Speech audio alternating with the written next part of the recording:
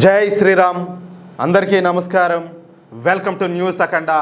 నేను మీ కస్తూరి శ్రీధర్. మిత్రులారా, ఉత్తరప్రదేశ్ అసెంబ్లీ ఎన్నికలు దగ్గర పడుతున్న సమయంలో ముఖ్యమంత్రి యోగి ఆదిత్యనాథ్ గారు వేసినటువంటి ఈ రాజకీయ ఎత్తుతో ప్రతిపక్షాలన్నీ కూడా ఒక్కసారిగా డిఫెన్స్లో పడిపోయినాయి. మదరసాల్లో చదువు, అక్కడ ఇచ్చేటటువంటి సర్టిఫికెట్ల విషయంలో యోగి ప్రభుత్వం తీసుకున్నటువంటి కొత్త నిర్ణయం ఇప్పుడు ఉత్తరప్రదేశ్లోనే కాదు, దేశమంతటా కూడా పెద్ద చర్చకు దారితీసింది. గత కొన్ని దశాబ్దాలుగా ఉత్తరప్రదేశ్లోని మదరసా బోర్డులో 10 అలాగే 12వ తరగతుల విద్యను మాత్రమే కాకుండా బిఏ స్థాయికి సమానమైనటువంటి కామిలు, అలాగే ఎంఏ స్థాయికి సమానమైనటువంటి ఫాజిల్ పేరుతో ఉన్నత విద్య డిగ్రీ సర్టిఫికెట్లను కూడా నేరుగా జారీ చేస్తూ ఉన్నాయి. చూడండి ఎట్లున్నాదో.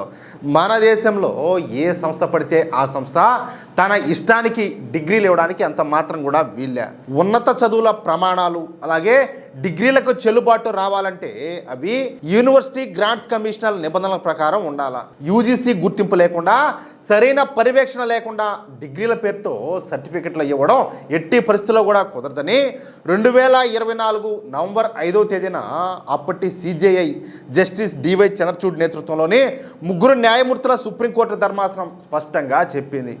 సుప్రీంకోర్టు ఇచ్చినటువంటి ఆ చారిత్రాత్మక ఆదేశాలను తూచా తప్పకుండా అమలు చేయడానికి ఇప్పుడు యోగి ఆదిత్యనాథ్ గారి ప్రభుత్వం తక్షణమే రంగంలోకి దిగింది. మదర్సా బోర్డులకు ఉన్నత విద్యా సర్టిఫికెట్లను ఇచ్చే అధికారం లేదని స్పష్టం చేస్తూ మదర్సాల విద్యా చట్టానికి సవరణలు చేసేందుకు కేబినెట్ ఆమోదం కూడా తెలిపింది. ఇక నుంచి మదర్సా బోర్డులు 12వ తరగతి అంటే ఆలిం స్థాయి వరకే చదువు చెప్పాల్సి ఉంటుంది. దాంతో యూజీసీ గుర్తింపు లేని కోర్సుల్లో చదువుతున్నటువంటి దాదాపు 32,000 మంది విద్యార్థుల చదువు అలాగే సర్టిఫికెట్ల విషయంలో ఇన్నాళ్ళు కూడా ఉన్నటువంటి అయోమయానికి ఇప్పుడు ఫుల్ స్టాప్ అయితే పడింది. ఇకపైన అంతా కూడా చట్టం ప్రకారమే జరగాల్సి ఉంటుంది. ఈ ఒక్క నిర్ణయంతో సమాజ్వాదీ పార్టీ అధినేత అయినటువంటి అఖిలేష్ యాదవ్ కోలుకోలేని దెబ్బతిన్నాడు. మీరు అనుకోవచ్చు, అరే మదరసాల విషయంలో నిర్ణయం తీసుకుంటే ఈ అఖిలేష్ యాదవ్ ఏ విధంగా దెబ్బతిన్నాడు అని. ఇటీవల ఓట్ల కోసం హిందూ ఓటు బ్యాంకును ఆకట్టుకోవడానికి రామభక్తి, హనుమాన్ పూజలంటూ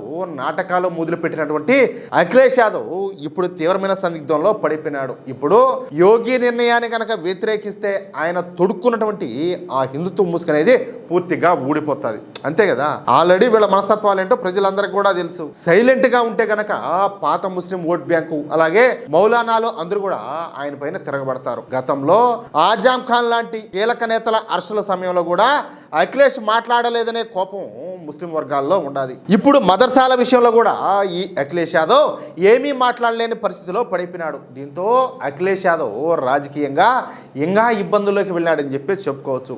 అఖిలేష్ ఇరుకున పట్టాన్ని ఆసరాగా చేసుకుని ఎంఐఎం అధినేత అయినటువంటి అసదుద్దీన్ ఓవైసీ యూపీలో గ్రౌండ్ ప్రిపేర్ చేసుకుంటున్నాడు. యోగి బుల్డోజర్ యాక్షన్, అలాగే జ్ఞానవాపి వ్యవహారం, శ్రీకృష్ణ జన్మభూమి, వక్ఫ్ బోర్డు సమస్యలు, అలాగే ఇప్పుడు మదర్సాల గుర్తింపు రద్దు వంటి విషయాల్లో సమాజ్వాదీ పార్టీ ముస్లింల కోసం ఎంత మాత్రం కూడా పోరాటం లేదని చెప్పేసి ఈ అసదుద్దీన్ ఓవైసీ ప్రచారం చేస్తున్నాడు. దాంతో అఖిలేష్ యాదవ్ పైన కోపంతో ఉన్నటువంటి ముస్లిం ఓటు బ్యాంకు మొత్తం ఓవైసీ వైపు మళ్ళీ అవకాశాలు స్పష్టంగా కనపడుతున్నాయి. ఈ నిర్ణయం అనేది రాబోయే అసెంబ్లీ ఎన్నికల రాజకీయ సమీకరణాలపైన ఎలాంటి ప్రభావం చూపుతుందో చూడాలా. ఒకవైపు చూస్తేనేమో చట్టం, మరోవైపు చూస్తేనేమో ఎన్నికల రాజకీయాలు. ఈ రెండింటి మధ్యన యోగి ప్రభుత్వం వేసినటువంటి ఈ ఎత్తు ఉత్తరప్రదేశ్ రాజకీయాలను ఏ దిశగా తీసుకెళ్తాదో రాబోయే రోజుల్లో తేలనుండాలి. అది అసలు విషయం. అయితే మిత్రులారా, ఈ న్యూస్ కనుక మీకు నచ్చినట్లయితే వెంటనే ఈ వీడియోని లైక్ చేయండి, అలాగే మీ మిత్రులకందరూ కూడా షేర్ చేయండి. అలాగే ఈ వీడియో పైన మీ అభిప్రాయం ఏంటో, అలాగే యోగి ఆదిత్యనాథ్ గారు తీసుకున్నటువంటి ఈ నిర్ణయం పైన మీ అభిప్రాయం ఏంటో ఖచ్చితంగా కామెంట్ చేయండి. అలాగే